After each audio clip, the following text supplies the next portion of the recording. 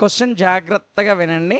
Question అర్థమైపోతే answer చాలా ఈజీగా వచ్చేస్తుంది. ఓకేనా? సో క్వశ్చన్ జాగ్రత్తగా వినండి నాన్న. A vertical pole of length 6 meter casts a shadow 4 meter long on the ground. At the same time, a tower casts a shadow 28 meters long. Find the height of the tower. నాన్న ఏం లేదు, ఇక్కడ ఒక vertical pole ఇచ్చాడు, అదేవిధంగా ఒక tower ఇచ్చాడు. ఈ రెండు అంట వెర్టికల్గా స్ట్రైట్గా గ్రౌండ్ మీద ఉన్నాయి. పోల్ యొక్క హైటు లెంగ్త్ అన్న హైట్ అన్న ఇక్కడ ఒకటే 6 meters అయితే దాని షాడో నీడ 4 మీటర్లు ఏర్పడిందంట. అయితే టవర్ యొక్క షాడో 28 meters అయితే దాని యొక్క హైట్ ఎంత అని అడిగాడు. Find the height of the tower అడిగాడు. అర్థమైందా? చూడండి, జాగ్రత్తగా చూడండి నాన్న. చూడండి,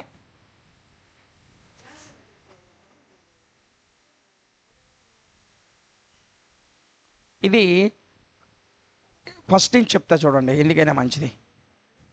మీకు మామూలుగా చెప్తా. ఇది గ్రౌండ్ నాన్న, ఇది గ్రౌండ్. ఈ గ్రౌండ్ మీద ఒక పోల్ ఉంది, 6 meters పోల్. 6 meters పోల్ కాస్త మనకి ఇదిగోండి, ఇది 6 meters pole. Pole height 6 meters. ఓకేనా? సో అది అంత షాడో ఏర్పరిచింది 4 meters, అంటే కొంచెం చిన్నగా గీయాలి. ఇది 4 meters షాడోని ఏర్పరిచింది. సో ఇప్పుడు మనకి ఒక ట్రయాంగిల్ ఏర్పడాలని ఈ రెండింటిని నేను ఇలా కలిపా. ఓకేనా? అర్థమైందా? సో దీనికి పేరు పెడదాం, ABC అనే ట్రయాంగిల్. ఓకేనా? సో 6 meters పోలు 4 meters లెంగ్త్ని ఏర్పరిచింది నాన్న. ఇదే సమయంలో ఒక టవర్ అంట ఎంత 28 meters షాడోని ఏర్పరిచిందంట. 28 meters షాడో మాత్రమే ఇచ్చాడు. అయితే మనల్ని ఏం కట్టమన్నాడు? దీని హైట్ని ఫైండ్ అవుట్ చేయమన్నాడు. దీని యొక్క ఆ టవర్ ఎంత హైట్ ఉందో ఫైండ్ అవుట్ చేయమన్నాం.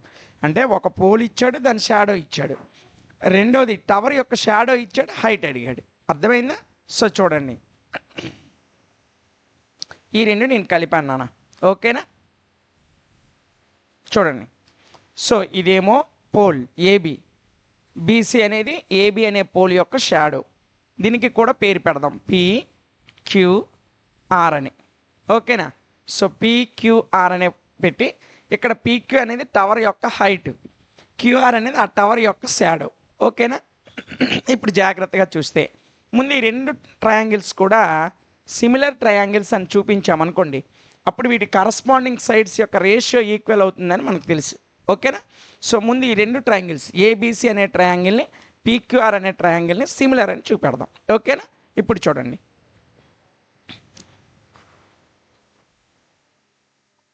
ఆన్సర్ రాయండి నాన్న. డయాగ్రామ్ వేసుకుని సొల్యూషన్ అని రాసి, let AB is the pole. AB ఏంటి నాన్న? పోల్. ఏబి అనేది మనకి ABC ట్రయాంగిల్లో ఏబి అనేది పోల్, BC అనేది షాడో. అంతేనా? Let AB is the pole and BC is its shadow. Its shadow.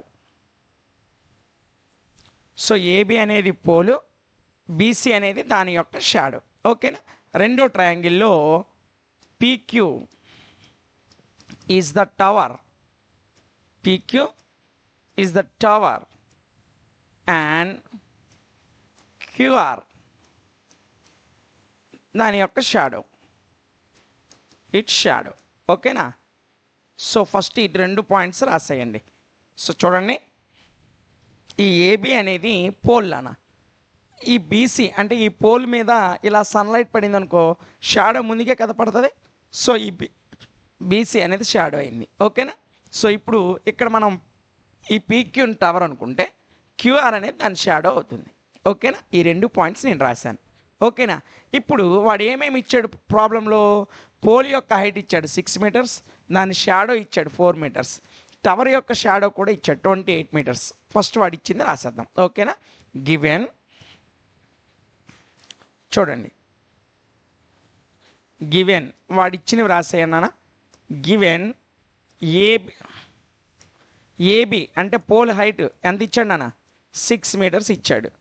మరియు బీసీ అంటే ఆ పోల్ యొక్క షాడో ఎంత ఇచ్చాడు 4 మీటర్స్ ఇచ్చాడు. ఇప్పుడు పీక్యూ హైట్ టవర్ యొక్క హైట్ తెలీదు, నేను హెచ్ అనుకున్నాను. ఓకేనా. తర్వాత క్యూఆర్ అంటే ఆ షాడో టవర్ యొక్క షాడో ఎంత ఇచ్చాడు 28 మీటర్స్. So 28 meters. సో మనకి పోల్ హైట్ తెలుసు, పోల్ షాడో తెలుసు, అదేవిధంగా టవర్ షాడో తెలుసు. ఇప్పుడు మనల్ని ఏంటి ఫైండ్ అవుట్ చేయమన్నాడు, టవర్ యొక్క హైట్ ఫైండ్ అవుట్ చేయమన్నాడు. ఓకేనా.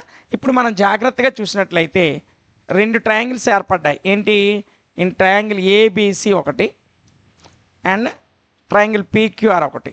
నేనేం చెప్పాను, ఈ రెండింటిని సిమిలర్ అని ఫస్ట్ చూపించాలి, అప్పుడు వాటి కరస్పాండింగ్ సైడ్స్ యొక్క రేషియో అనేది ఈక్వల్గా ఉంటుందని చెప్పాను. ఓకే, ఇవి రెండు సిమిలర్గా చూపించాలి అంటే ఇప్పుడు ఫస్ట్గా 2 ట్రయాంగిల్స్లో కూడా ఒక 90 డిగ్రీస్ ఉంది. ఓకేనా. సో ఏంటి ఆ 90 degrees, angle B is equal to angle Q is equal to 90 degrees. ఎందుకు, ఇవి వెర్టికల్గా ఉన్నాయి. ఏ విధంగా ఉన్నాయి, వెర్టికల్గా ఉన్నాయి. ఓకేనా. సో కాబట్టి ఇదిగోండి, వెర్టికల్గా అంటే మళ్ళీ మీరు కన్ఫ్యూజ్ అవుతారు. ఇదిగోండి, పోల్ అనేది గ్రౌండ్కి స్ట్రైట్గా కదా ఉంటుంది ఎప్పుడైనా, టవర్ కూడా గ్రౌండ్ మీదే కదా ఉంటుంది. అప్పుడు ఇక్కడ ఏర్పడే యాంగిల్ ఎంత 90 డిగ్రీస్, మరి ఇక్కడ ఏర్పడే యాంగిల్ ఎంత 90 డిగ్రీస్. కాబట్టి ఈ 2 ట్రయాంగిల్స్లో ఒక యాంగిల్ అనేది ఈక్వల్గా ఉంది. ఇందులో యాంగిల్ బి, ఇందులో యాంగిల్ క్యూకి ఈక్వల్గా ఉంది. ఓకేనా. ఇప్పుడు చూడండి, ఇక్కడ ఒక యాంగిల్ ఉంది, ఇక్కడ ఒక యాంగిల్ ఉంది నాన్న. ఇప్పుడు ఇది పోల్ అని చెప్పుకున్నాం కదా, ఈ స్ట్రైట్గా ఉన్నది, దీని మీద షాడో పడడం వల్ల సన్ రైస్ ఇలా పడ్డాయి, అంతేనా. సో షాడో ఇలా ముందుకు ఏర్పడుతుంది. మన మీద సన్ రైస్ ఇలా పడితే మన షాడో అనేది ముందుకు ఏర్పడుతుంది. సో సన్ రైస్ పడడం వల్ల ఇది ఏర్పడింది, సన్ రైస్ పడడం వల్ల ఈ యాంగిల్ ఏర్పడింది. సో ఈ 2 యాంగిల్స్ ఈక్వల్. ఎందుకంటే పోల్ మీద కానీ స్తంభం మీద కానీ ఆ రోజు సన్ రైస్ అనేవి ఒకేలాగా పడతాయి. ఓకేనా. కాబట్టి ఏబిసి ట్రయాంగిల్లో సి దగ్గర ఉన్న యాంగిల్ పీక్యూఆర్ అనే ట్రయాంగిల్లో క్యూ దగ్గర ఉన్న యాంగిల్కి equal.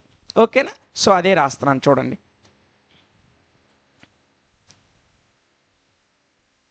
Angle ACB, ABC ట్రయాంగిల్లో C దగ్గర ఉన్న యాంగిల్, అదేవిధంగా యాంగిల్ పిఆర్క్యూ, ఇవి 2 ఈక్వల్. ఎలాగా, సన్ రైస్ అనేది రెండిట్ల మీద ఒకేలాగా పడుతున్నాయి, ఒకే డైరెక్షన్లో ఇలా పడుతున్నప్పుడు రెండిట్ల దగ్గర ఏర్పడేటువంటి యాంగిల్ అనేది ఈక్వల్గా ఉంటుంది. ఓకేనా.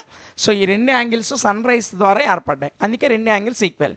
Angles made by sun rays, angles made by sun rays, సూర్యకిరణాల ద్వారా ఏర్పడ్డాయి.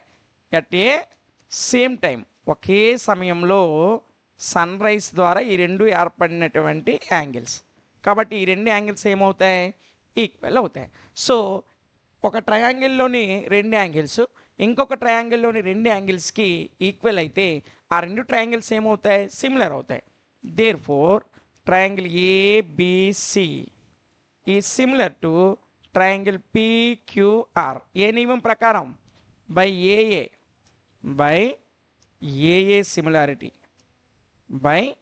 ఏఏ సిమిలారిటీ ప్రకారం ఈ ట్రయాంగిల్ ఏబిసిలో ఉన్న 2 యాంగిల్స్ ఈ ట్రయాంగిల్ ఏబిసిలో ఉన్న 2 యాంగిల్స్కి ఈక్వల్. కాబట్టి ఈ 2 ట్రయాంగిల్స్ కూడా సిమిలర్ అయ్యాయి. అయితే ఎందుకు సార్ సిమిలర్ అని చూపించారు, ఎప్పుడైతే 2 ట్రయాంగిల్స్ సిమిలర్ అవుతాయో వాటి కరస్పాండింగ్ సైడ్స్ ప్రపోర్షనల్గా ఉంటాయి. ఈ విషయం మీకు ఫస్ట్ ఎక్సర్సైజ్ నుంచి చెప్పుకుంటూ వస్తున్నాను. ఓకేనా. ఇప్పుడు జాగ్రత్తగా చూస్తే దీని కరస్పాండింగ్ సైడ్ ఏబి, దీని corresponding side PQ is equal to దీని కరస్పాండింగ్ సైడ్ బీసీ, దీని కరస్పాండింగ్ సైడ్ క్యూఆర్. సార్ ఇది ఎలా వేశారు, AB by PQ BC by QR ఎలా వేశారు, ఇది మీ డౌట్. ఇప్పుడు డయాగ్రామ్ దగ్గర రండి. దీనికి స్ట్రైట్గా ఉన్నటువంటి సైడ్ ఏంటి, ఏబీ. దీనికి స్ట్రైట్గా ఉన్న సైడ్ ఏంటి, పీక్యూ. కాబట్టి ఏబీ బై పీక్యూ. దీని కింద బేస్ ఏంటి, బీసీ. ఈ ట్రయాంగిల్కి బేస్ ఏంటి, క్యూఆర్. కాబట్టి ఇవి 2 కరస్పాండింగ్ సైడ్స్. దీనిలో డయాగోనల్ ఏంటి, ఏసీ. దీనిలో డయాగోనల్ ఏంటి, పిఆర్. కాబట్టి అవి 2 కరస్పాండింగ్ సైడ్స్ అవుతాయి. ఈ విధంగా కరస్పాండింగ్ సైడ్స్ మనం క్యాల్కులేట్ చేస్తాం. ఓకేనా. చూడండి నాన్న, ఇప్పుడు మనకి వాడు వాల్యూస్ ఇచ్చాడు. ఏబి అనేది 6 మీటర్స్ అన్నాడు. ఎందుకు, ఏబి అనేది పోల్ హైట్ కాబట్టి. బై పీక్యూ, పీక్యూ మనకు తెలియదు, టవర్ హైట్ కాబట్టి పీక్యూ అని రాసేసా. సో లేకపోతే మనం పీక్యూని ఏమనుకున్నాం, హెచ్ అనుకున్నాం కదా. సో హెచ్ అని రాసేయండి.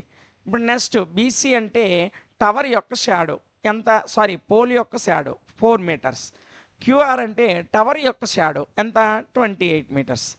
ఓకేనా. చూడండి 4/28 అనేది 4th టేబుల్లో క్యాన్సిల్ అవుతుంది. So 4 1s 4 7s. ఓకేనా, క్యాన్సిల్ అయిపోయింది నాన్న. ఇటువైపు ఏముంది, 6/h ఈజ్ ఈక్వల్ టు ఇటువైపు 1/7 ఇది మిగిలింది నాన్న. ఓకేనా. ఇప్పుడు క్రాస్ మల్టిప్లై చేయండి నాన్న.